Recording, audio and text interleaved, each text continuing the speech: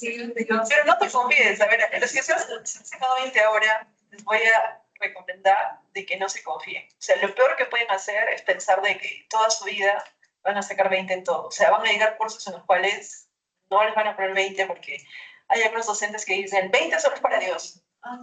Pero ustedes de 16 para abajo, algo así. Todavía hay gente, ¿ah? Todavía hay gente. Y ya, pues, van a tener que lidiar con eso. Para todo lo demás, se puede sacar buenas notas. Listo, chicos, ahora sí, digestión.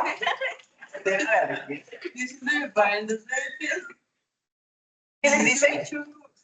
Pero ustedes tienen suerte porque, o sea, ahora hay rúbricas y ahora, o sea, somos bastante objetivos con cómo les medimos. No es porque tú me caíste, no me caíste, o sea, o te maltrato y te traigo frente todo. Ya no sucede. Seamos fuertes. Listo. A ver, digestión, chicos. Ya llegamos a el estómago.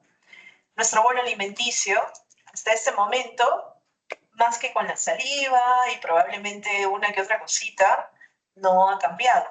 Pero aquí sí nosotros vamos a tener lo que es la secreción glandular. A ver, vamos a ver qué es lo que ha pasado inicialmente. Vamos a tener nosotros glándulas, que van a ser glándulas mucosas unicelulares. ¿Listo? También vamos a tener células secretoras especializadas, vamos a tener glándulas tubulares, pero profundas, y algunas glándulas que van a estar asociadas al tubo digestivo. Cuando hablamos acerca de glándulas mucosas unicelulares, a estas les vamos a llamar células caliciformes. ¿Listo? Entonces recuerden, las células caliciformes producen moco, mucina. Estas son miles de millones y la mayor parte de estas van a estar diseminadas en el tubo digestivo. De hecho, para los que son amantes de la histología, y yo sé que el próximo año cuando lleven pato se acordarán de mí, esta distribución de las glándulas caliciformes les va a ayudar a determinar qué órgano es el que están ustedes viendo. ¿Listo? Entonces es importante que ustedes recuerden. Estas glándulas caliciformes van a responder a la irritación. Y la irritación ya hemos dicho que es de dos tipos. ¿Qué tipos de irritaciones teníamos? Física y química. Muy bien, entonces, por ejemplo, tenemos una pieza que no ha sido triturada bien, si es que tenemos, de repente ustedes no lo ven, pero son como pedazos de palos, pedazos de palos. Después de esto les voy a mostrar un caso clínico que presenté hace un tiempo. Y hemos dicho que van a tener como función lubricar el sistema digestivo y proteger de la excoriación y de la digestión. Digestión por los ácidos, por ejemplo, el ácido clorhídrico, y excoriación de todas aquellas cosas que no han sido trituradas bien. Listo. Luego tenemos las glándulas secretoras especializadas. Dentro de las glándulas secretoras especializadas, generalmente estas van a estar invaginadas hacia la submucosa. La mayoría de ellas ustedes las van a encontrar con, vamos a decir, esta capacidad de tener la submucosa. Por ejemplo, en el intestino delgado vamos a tener unas glándulas profundas que van a estar en las criptas del hígado. ¿Listo? Entonces, el hígado. Después tenemos las glándulas tubulares profundas. Estas glándulas tubulares profundas, por ejemplo, se encuentran en el estómago, en la parte proximal del duodeno. Y lo típico es esta forma que ustedes están viendo aquí, ¿no es cierto? Hay algunos de ustedes que les parece bonito ya. La patología es para ustedes, chicos. Para los que no les parece bonito y dicen que es feo, me acuerdo de la histología, ¿se acuerdan? ¿Sí? Buenos tiempos. ¿Bien? ¿La doctora les ha enseñado? Sí. A mí, ¿quién me enseñó? Creo que el doctor Calderón.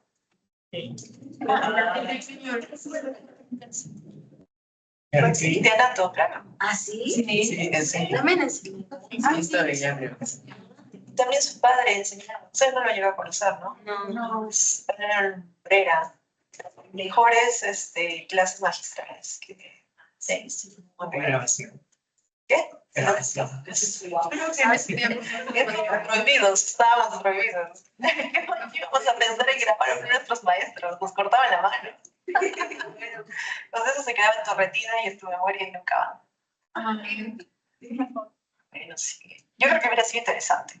Pero nuevamente, no van a sacar, esta información es entre ustedes y yo. ¿Listo? Cuando ya les he dicho, o sea, primero, pero ustedes sacan cosas y bonitas.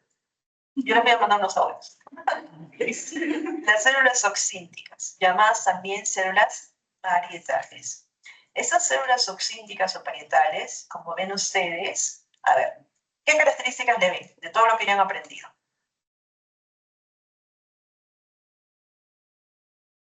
Se dan cuenta de que está dividido en dos. Una de las partes es cuando está activa y la otra parte es cuando está en reposo.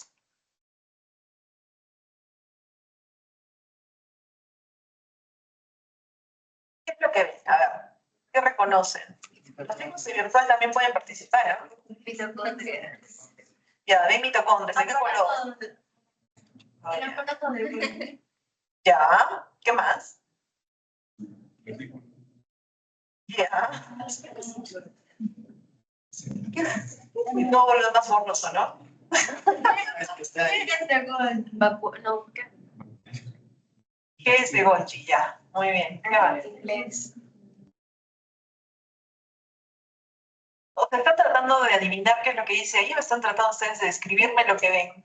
Las imágenes. Vemos dos imágenes ya. ¿Qué es lo que están viendo? En un área aparato de Golgi. Ya, ¿qué más? ¿Qué cosa creen que es esto? Los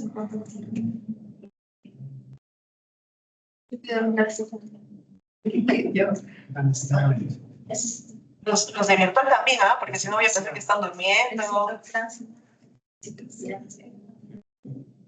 Ya, probablemente. Inclusiones puede ser.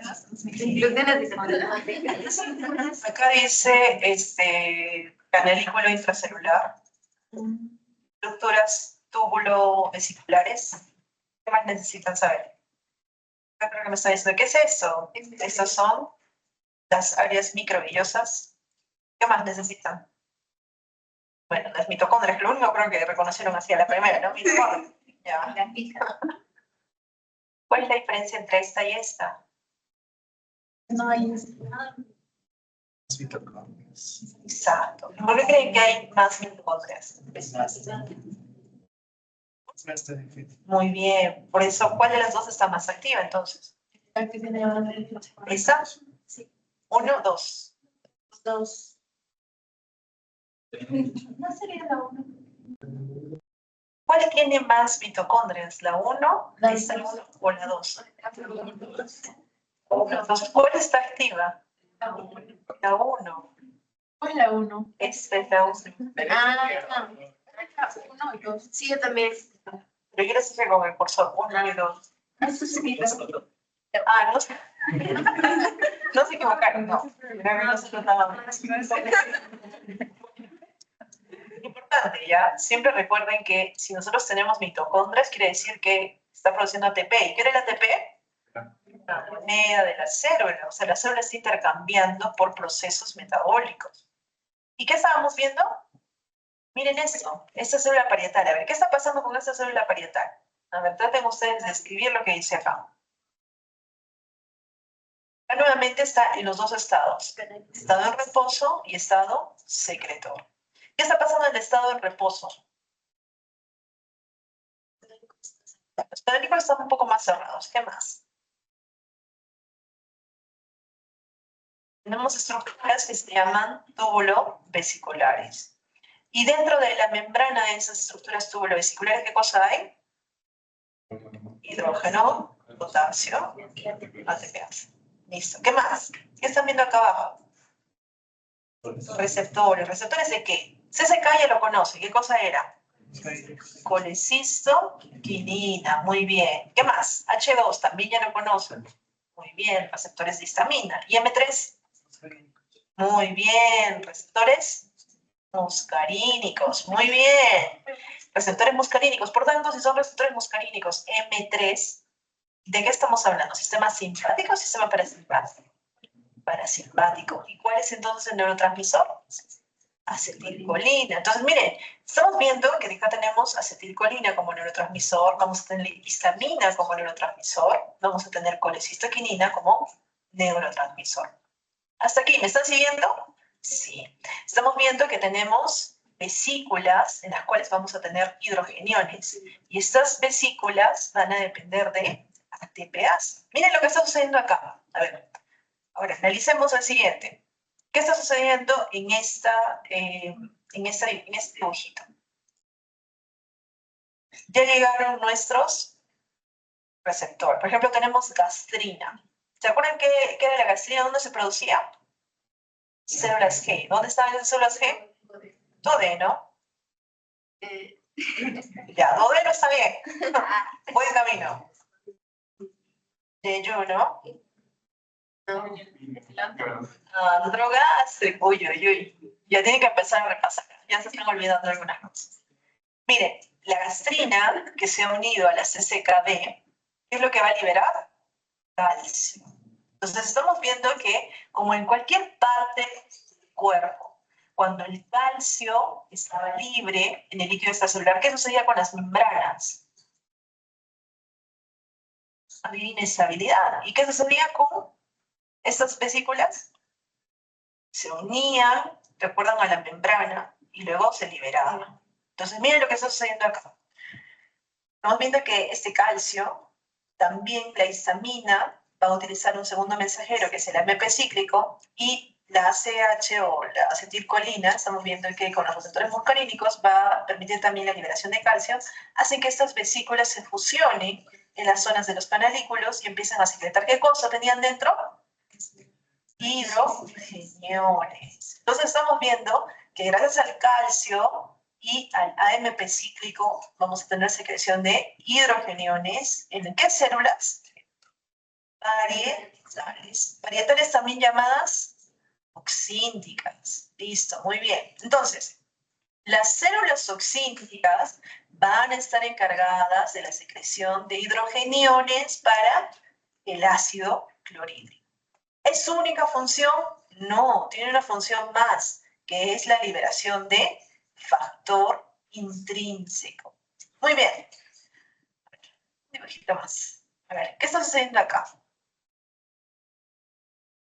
Hemos dicho que estas vesículas, recuerden que tenían un transportador que era potasio ATPase. Acá tenemos los canales de potasio. Esta es una célula. Estamos viendo que esta es la luz, por ejemplo, del estómago, y esta es la zona donde está la sangre. Tenemos una bomba de sodio, potasio, ATPase. Si es bomba de sodio, potasio, ATPase, entra sodio, sale sodio.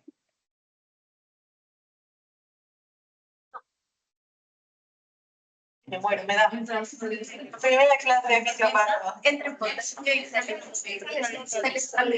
Entra, sale sodio. No, sale. Sale sodio. ¿Cuánto de sodio? 3 sodios. ¿Cuántos potasios entran? 2 potasios. Recuerden, ¿esta lo hacía a favor o en contra del gradiente de concentración? En contra del gradiente de concentración. ¿Y dónde había más potasio? ¿Dentro o fuera? Dentro. Entonces, entran 2 sodios, salen, entran 2 potasios, salen 3 sodios. ¿Y de ahí qué pasa? Miren, tenemos nosotros otra bomba, tenemos una sodio hidrogeniones, que está entrando sodio, sacando hidrogeniones. También tenemos acá bomba de bicarbonato, también hay intercambiadores bicarbonato-cloro. Pero miren, este intercambiador bicarbonato-cloro está permitiendo que ingrese cloro. Y ese cloro va a salir por los canales de cloro. Entonces necesitamos que el bicarbonato esté allí. Sabemos que tenemos agua y CO2 con una anhidrasa carbónica tipo 2, ¿se acuerdan? Las anhidrasas carbónicas tipo 2, podríamos nosotros volver ese agua con CO2 en iones hidrogeniones y bicarbonato. El bicarbonato lo usamos para la bomba y los hidrogeniones los secretamos. ¿Los secretamos a través de qué? De una bomba hidrogenión, potasio, ATPase. ¿Y de dónde utilizamos ese potasio? Pues es el potasio que intercambiamos por la bomba sodio-potasio ATPase. ¿Listo? ¿Hay entendido? Sí. Pues ya sabemos cómo entró, o sea, cómo se formó los hidrogeniones, ya hemos visto cómo entró el cloro, y sabemos que si es que hay hidrogeniones positivos y cloro negativo en el ambiente de la luz, ¿qué va a suceder? ¿Se quieren? Se llaman, se unen. ¿Y qué forman? Ácido clorhídrico. ¿Listo? Muy bien. ¿Esto dónde ha sucedido? En las células parietales. Excelente. Oxínticas también se llama. Siguiente número o glándulas que tenemos que ver de estas que son tubulares. Tenemos las células principales. A ver, las células principales se llaman también las células peptídicas, o ustedes van a encontrarlas en algunos libros como células simógenas. Y la función de las células principales es hacer pepsinógeno. ¿Listo? Entonces, la secreción de pepsinógeno. ¿De qué color son las células principales? A ver, para los que han sacado 20, listo. ¿Azul? Rojo. ¿Rojo? Yo les voy a dar un tip para que nunca se olviden eso. ¿Cómo son los príncipes azules? Son Azules. Por tanto, las principales, ¿cómo son? Basófilas. Suelen ser azulitas. ¿Listo? Nunca más se van a olvidar, yo estoy segura. Recuerden, príncipe azul. Principales, basófilas. Muy bien, entonces acá veamos. Miren, aquí están las células. Tenemos células mucosas. Estas van a encargarse de, por ejemplo, la secreción mucosa, pero también secreción de bicarbonato. Y acá se va a formar una mucosa, una capa mucosa, que puede ser muy gruesita o más o menos delgada. Y de allí entramos a la profundidad de esta zona tubular. Miren, nosotros vamos a tener en la zona más o menos del cuello de ese tubo, lo que son las células mucosas del cuello, y es una zona donde, miren, hay mitosis y donde tenemos el compartimento celular. Pero un poquito más abajo vamos a tener a las células parietales. Las células parietales son igual a células productoras de ácido. Uy, ya empezaron a cruzar todo. Se fueron de acá. Parietales eran ácido clorhídrico. Principales, toxinas. No, sí, no, pero sí, sí. Están cruzando todo, ¿eh? Muy bien. Entonces, no se olviden de eso. Eso es algo esencial que ya supongo que lo conocen desde el colegio, pero ahora solamente estamos profundizando qué es lo que está pasando allí. Entonces, ¿las células parietales solo producen ácido? No, ¿qué también producían? Factor intrínseco. Entonces, miren, más o menos en el cuellito ya empezamos a ver estas células parietales. Si seguimos bajando, y ustedes ven acá, por ejemplo, unas células que son francamente basófilas, acá las han puesto, vamos a tener a las células SL, o las que secretan histamina, ¿listo? Y acá las han puesto un poquito como anaranjadas, que son las células principales o las células simógenas, las que producen pepsinógeno. ¿Y qué sucede? Vamos a ver que va a haber una migración de las células. Pueden algunas irse más arriba, algunas irse más abajo, pero eventualmente al fondo, casi siempre al fondo de estas criptas glandulares, vamos a tener las células principales. ¿Ok? Listo. Y bueno, tenemos las células de secreción de histamina. ¿Hasta aquí estamos bien? ¿Las glándulas profundas? Ya. Entonces vamos a las últimas glándulas, que se llaman las glándulas asociadas al tubo digestivo. Cuando hablamos acerca de las glándulas asociadas al tubo digestivo, vamos a tener glándulas acinares, que van a tener conductos que van a desembocar en el tubo digestivo. Algunas de ellas, por ejemplo, son las glándulas salivales, que son claramente acinos, que van a tener su desembocadura, por ejemplo, en la boca. O algunas glándulas acinares como las del páncreas, que vamos a ver que van a liberar, por ejemplo, tripsina, quimotripsina, entre otros. ¿Listo? Y el hígado también va a ser un producto justamente que nos va a permitir la secreción glandular. ¿Listo? Si ya conocemos los tipos de glándulas, yo creo que es mucho más sencillo que vayamos a los mecanismos. ¿Cuáles son los mecanismos de secreción glandular? A ver, nosotros vamos a tener inervación. ¿Inervación de qué? Inervación de los estímulos. Por ejemplo, cuando el alimento entra en contacto directo con el epitelio, este va a estimular a que nosotros tengamos una secreción, y eso se le llama estimulación táctil del alimento. Entonces, el hecho de que esté cerca ya estimula la secreción. También el estímulo puede ser la irritación química. Nosotros habíamos dicho que en el duodeno se sensaba todo, ¿se acuerdan? Si hay mucho, por ejemplo, si hay mucho carbohidrato, si es que hay mucho ácido, todo eso va a ser sensado y va a permitir la estimulación. La distensión de la pared abdominal es otro fuerte elemento para que se pueda hacer una estimulación.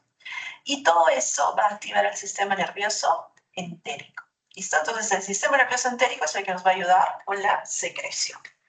Ahora, respecto a la estimulación autónoma, sabemos que la estimulación autónoma aumenta la velocidad de secreción glandular. En la parte proximal, por ejemplo, de glándulas salivales, esofágicas, gástricas, páncreas, duodeno, con las glándulas de Brunner, y esto se da a través del vago y el glosofaringeo. Ya sabíamos que el vago era el rey de la estimulación parasimpática. Estamos viendo que si estimula eso, vamos a tener más secreción. Y en la parte duodenal también vamos a tener la inferencia de nervios pélvicos y también en la porción distal de intestino grueso va a haber un feedback para que nosotros tengamos aquí algo de alteración, vamos a decir, de esta información. Hormonalmente también podemos tener un componente y las hormonas van a incrementar los jugos gástricos y pancreáticos. Y finalmente, ¿cuáles son los procesos? Primer proceso. Los nutrientes en la sangre van a necesitar difundir y por tanto vamos a necesitar nosotros un transporte activo hacia la base de la glándula. Nuestro segundo proceso van a ser las mitocondrias. Las mitocondrias, como saben ustedes, utilizan la energía oxidativa, o sea, oxígeno, para tener ATP. Nuestro tercer proceso va a ser el retículo endoplasmático. Sabemos que el retículo endoplasmático y los ribosomas nos permiten la formación de proteínas. Y cuando esto se asocia con el aparato de Golgi, vamos a tener la capacidad de sintetizar sustancias orgánicas. Nuestro proceso 4 va a ser el transporte de estas sustancias. Sabemos que en el retículo endoplasmático vamos a tener los túbulos. Y estos túbulos, junto con el aparato de Golgi, nos van a permitir luego la exocitosis. ¿Listo? Entonces estamos viendo que los mecanismos son como de cualquier secreción regular. Entonces, ya tenemos nuestro bolo alimenticio, ya conocemos un poquito las glándulas, así que vamos a centrarnos de lleno al estómago. ¿Listo? ¿Qué sucede en el estómago? A ver, en el estómago nosotros vamos a tener una división fisiológica. Vamos a tener una porción oral y vamos a tener una porción caudal. La porción oral van a ser 2/3 del cuerpo. Y la porción caudal es el resto del cuerpo y el antro. Entonces, veamos aquí. Aquí tenemos la anatomía del estómago. Si ustedes recuerdan, nosotros hemos llegado hasta aquí, hasta el esófago, y teníamos el esfínter esofágico inferior. De ahí teníamos el fondo, que es esta partecita de arriba, por encima del esfínter esofágico inferior. Luego teníamos la curvatura menor y la curvatura mayor. Teníamos lo que es el cuerpo y esta parte que se da. Si yo el cuerpo lo divido en 2/3, bueno, en tercios, 1/3, 2/3, sabemos que de aquí para arriba, ¿cómo se llama? La porción oral. Y de aquí hasta el fondo, ¿cómo se llama? Es una porción caudal, no anal. Me he dicho anal. Entonces, ¿qué sucede? Miren, a ver, puntos claves. Parte del cuerpo, ¿qué es lo que va a secretar?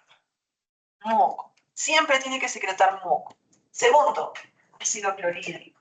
Tercero, pepsinógeno. Entonces ya tenemos allí 3. ¿Qué pasa con el antro? El antro va a secretar también moco, pero primordialmente pepsinógeno y gastrina. Recuerden eso. Entonces, gastrina, habíamos dicho, antro, duodeno y yeyuno. ¿Ok?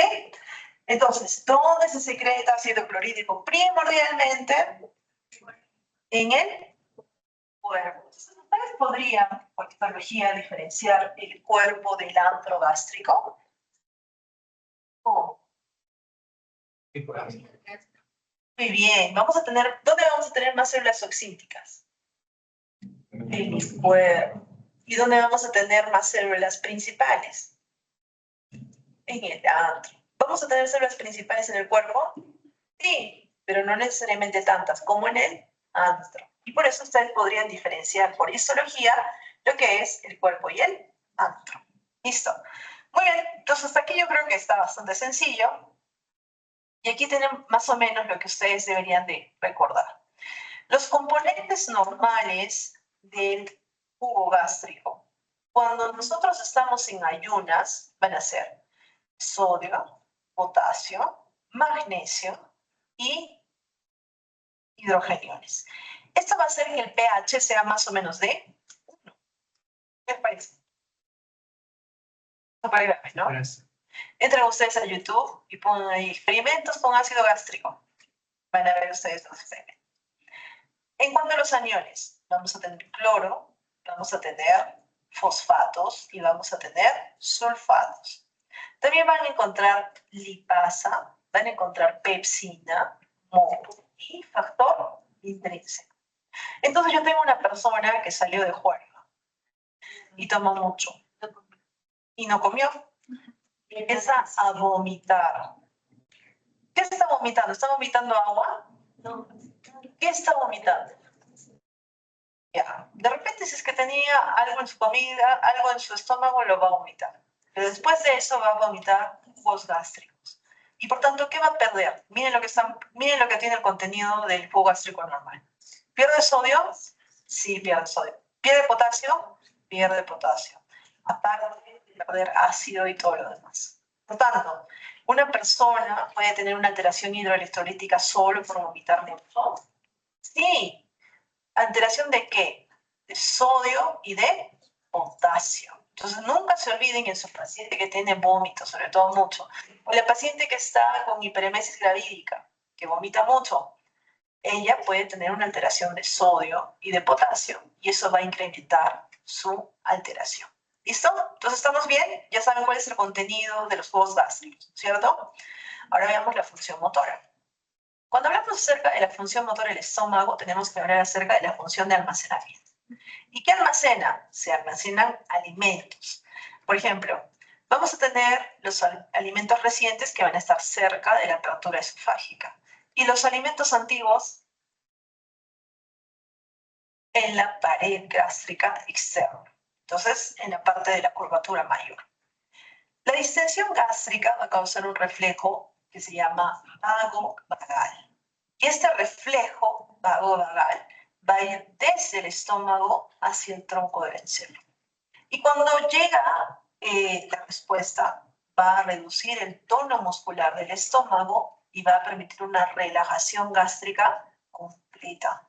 Y esta relajación gástrica completa nos va a permitir una capacidad desde 800 cc hasta 1,5 litros. O sea, un bebé tiene una capacidad de 800 cc a 1,5 litros. No. Recuerden que el estómago crece con la persona. Entonces, yo estoy segura que muchos de ustedes no tienen la capacidad de 1,5 litros. 1,5 litros, a ver, ¿alguno tiene una botellita de 1 litro? Esos 280 dijeron la vez pasada. 600. Ah, 625. ¿Alguien tiene de 1 litro? 725. ¿Qué más? ¿Tienes 1 litro? No, hay 45 cc. Con suerte 30. ¿Nadie tiene? 1 litro. 800. Ya. Imagínense, a ver, por favor, puedes levantar, Fabiana. 2 de esos hacen 1,5 litros. Levanten las manos los que ustedes, físico o virtual, creen que tienen 2,5 litros de capacidad. O 1,5 litros de capacidad gástrica. Se pueden tomar 2 de esas y estar, pero tranquilos, no pasa nada. De golpe. ¿Alguno? Ya pues, baja. ¿Sí puedes? Ya. ¿Alguno más? ¿Sí? ¿Esos 2 litros? No, 1 litro. ¿1 litro? Me parece más grande, ¿ah? Imagínense uno de esos más la mitad de eso, o sea, una sopita con un segundito. Ah, sí. Con postre más. Ah, sí. Y 2 vasitos de agua. No, ya. Ya también. Y como es el hijo favorito, porque sea medicina, le damos heladito, ¿sí? Son los 14 platos, estamos en Semana Santa. 14 y 15, ¿cuántos son? 11. Sí. ¿12? ¿12 o no sé? Semana Santa. 12. 12. Pero fue los apóstoles. 12 apóstoles, dice. 12, listo, ya. Entonces, no todas las personas vamos a tener la misma capacidad gástrica. Pero ¿qué sucede cuando una persona está acostumbrada a comer un montón? ¿Qué va a suceder con su capacidad gástrica? Puede aumentar. Y eventualmente va a tener los mismos mecanismos de saciedad que una persona que tiene el estómago chiquito. Probablemente no. Entonces, hay algunas personas a las cuales se le va a ser necesario que se les corte un pedacito de su estómago, que es muy común, por ejemplo, la banda gástrica, el cual se le puede cortar o se le puede hacer como una especie como de plieguecito. Depende de cuán agresivo sea la persona. Entonces, recuerden, esta capacidad va a variar. A ver, un bebito, no sé, de 3 años, ¿tendrá esa capacidad? No, y tampoco le van a obligar, ¿no es cierto? No va a decir, ay, come, come. Vamos a ver que su capacidad gástrica va a ser menor. ¿Listo? Muy bien. A ver, sucede en el estómago y habíamos dicho que hay una función de mezcla de alimentos. La mezcla de alimentos va a permitir que este bolo alimenticio ya se vuelva en el quimo. Este quimo van a ser los alimentos más el jugo gástrico. Entonces, cuando les digan, ¿qué es el quimo? Alimentos, bolo alimenticio más jugo gástrico. Bolo alimenticio con glándulas salivales, amilasa, lipasa que está en esa zona. Y es una pasta semilíquida y turbia. Y yo les decía que había una función como si es que fuera una licuadora, ¿se acuerdan? Que todo el tiempo estaba amasando. ¿Para qué? Para que no se salgan, para que no se precipiten las cosas. Entonces, semilíquida y turbia. ¿Cuánto es el ritmo eléctrico? A ver, el ritmo eléctrico basal van a ser similar a las ondas lentas eléctricas, o sea, unos 15 a 20 segundos. En la parte superior se van a dirigir hacia el antro, desde la zona cefálica u oral hasta la zona caudal. Y decíamos que las ondas de constricción se llaman ondas de mezcla.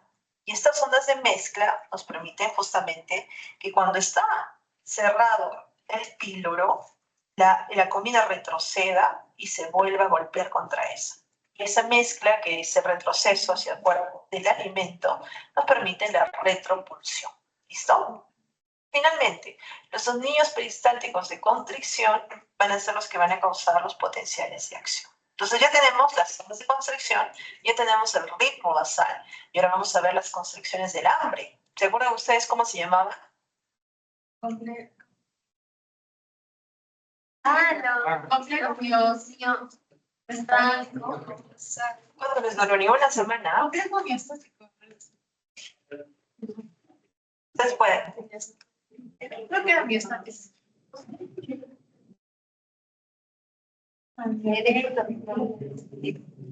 Entonces, a ver, las contracciones de hambre, de los que no saben, no se acuerdan, disculpen. Complejo mioeléctrico. ¿Listo?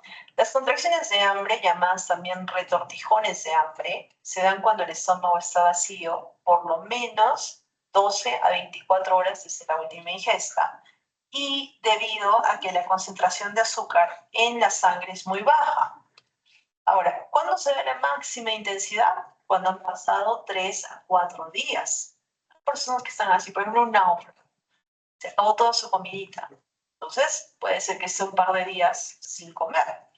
Y ahí va a tener justamente unas contracciones muy grandes. A partir del cuarto día, ya estas contracciones se debilitan gradualmente. ¿Y dónde son estas contracciones? Son primordialmente en el cuerpo gástrico. Y son contracciones sucesivas que se van a fusionar. Hasta cierto punto se podría decir contracciones tetánicas. Recuerden que las contracciones, ¿cuánto eran? 8 a 16 segundos. Pero estas pueden ser desde 2 a 3 minutos. Entonces estamos viendo que el estómago se contrae y permanece contraído 2 minutos o 3 minutos y de ahí recién suelta. Entonces esas son las contracciones reales de hambre, no los complejos mioeléctricos que habíamos visto. ¿Listo? Muy bien. ¿Hasta aquí todo bien? ¿De mezcla de alimentos hemos entendido? ¿Sí? Veamos el vaciamiento. ¿En qué momento el quimo, porque ya sabemos que tiene su nombre, ¿no es cierto? El quimo pasa hacia el intestino, el estómago del intestino. Vemos que las contracciones peristálticas más o menos van a tener o van a alcanzar una intensidad de 50 a 70 centímetros de agua. Yo sé que a veces a ustedes les confunde esto, porque muchas veces utilizamos milímetros de mercurio y en otras utilizamos centímetros de agua. Pero ya saben que pueden hacer la conversión, ¿no es cierto? Con 57. Simplemente le modifican y más o menos ya tienen una idea. Cuando nosotros alcanzamos estas ondas con esa presión, ya se da el estímulo para hacer el vaciamiento. Entonces, estas ondas son 6 veces mayores a las ondas peristálticas. ¿Y qué sucede con la bomba pilórica? El píloro no se abre como se abre el esfínter esofágico inferior. Nosotros hemos visto que el esfínter esofágico inferior se abre completamente y nos permite que pase la comida. En cambio, el píloro se abre por pedacitos.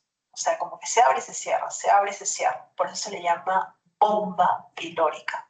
Y esta bomba pilórica lo que está bombeando es justamente el quimo en mililitros. ¿Por qué creen que nuestro cuerpo hace eso?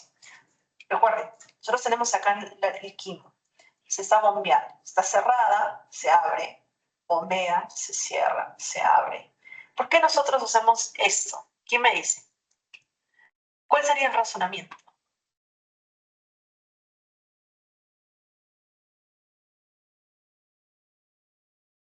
Ya, muy bien, un mecanismo de protección. ¿Qué más? De manera que dañe, por ejemplo, o que consuma el propio intestino. Muy bien. Ya, podría ser. ¿Qué más? Se dijera mejor. Puede ser. Pero también recuerden que el duodeno es un centro de sensorial en general de nuestro cuerpo. Aquí nosotros tenemos que ver cómo es el contenido de carbohidratos, cómo es el contenido de proteínas, lípidos, el mismo ácido.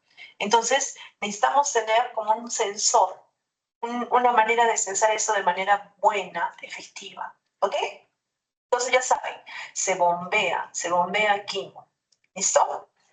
Ahora, el esfínter pilórico, por tanto, va a tener un tono mayor al tono, por ejemplo, que tiene el esfínter esofágico inferior. Y hay factores gástricos, como por ejemplo la distensión gástrica, que va a permitir reflejos mientéricos locales. Y estos van a acentuar los reflejos de la bomba pilórica. Si mi estómago está muy dilatado, es muy probable que yo tenga que bombear más contenido de quimo hacia el duodeno. ¿Listo? Y eso inhibe la acción del pilo. La gastrina también hemos dicho que podría causar que cambie el tono del píloro. ¿Dónde estaban las gastrinas? ¿Quién las secretaba? Células G. Entonces, ¿estas células G dónde estaban? Duodeno, pero también en el antro pilórico. Y son estas células G que secretan la gastrina que van a potenciar o van a estimular de manera ligera la bomba pilórica, permitiendo que salga más quimo. ¿Listo? Entonces, potencia la secreción del ácido. Ok. ¿Qué sucede con el duodeno con respecto al vaciamiento? Hay una inhibición del duodeno.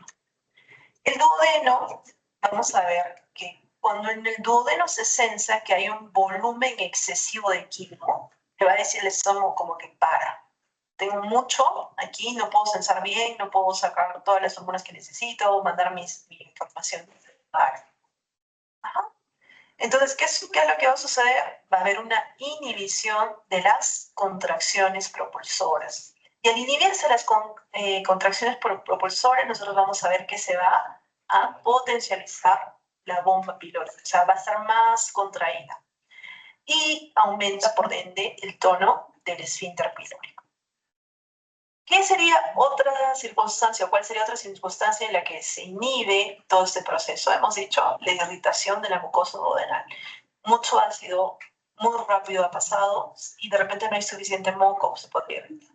La misma acidez del quimo duodenal, cuando está por debajo de 3.5 a 4, puede causar justamente una inhibición duodenal. También el quimo, hemos dicho, si este es un lugar sensor, también podemos nosotros censar la osmolalidad. Si es que el quimo es hipertónico o hipotónico, van a causar una inhibición duodenal. Y finalmente, productos de degradación del quimo, como proteínas y en menor cantidad, por ejemplo, grasas, que van a producir hormonas, y esas hormonas se van a unir a receptores como la colecistoquinina, que se va a liberar en el ayuno, la secretina, que va a estar relacionada con la llegada de ácido, la GIP, que está con la grasa de quimo y los carbohidratos. Y esto nos va a permitir, si es que hay grasas, que la digestión sea más lenta. Por tanto, se inhiba de manera duodenal el movimiento o el vaciamiento gástrico. ¿Listo? Entonces, si ustedes consumen grasas, si ustedes consumen de repente algún tipo de proteínas, su digestión va a ser más lenta, porque necesitamos nosotros un procesamiento diferente.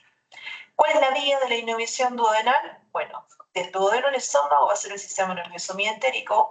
Vamos a tener algunos nervios extrínsecos que van a ir por los ganglios simpáticos prevertebrales y las fibras nerviosas simpáticas inhibidoras hacia el estómago y los nervios vagus. Ok, miren, en su trayecto hacia el ano ya están en el estómago.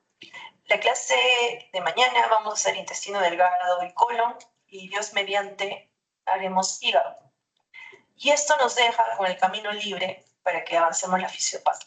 ¿Listo? Entonces, fisio yo creo que ya la tienen como que 80%. Hacemos fisiopato y entramos de lleno la próxima semana ya con algunos aspectos que de repente vamos a tener que ver, pero vamos a empezar ya con la parte de neoplasias. Así que van a tener suficiente tiempo, yo espero, para que le den 200.000 pasadas a gastro y a neoplásicas y no se en su última examen. No se olviden que tenemos clase magistral el día 28, me parece que era, ¿no? Jueves 28.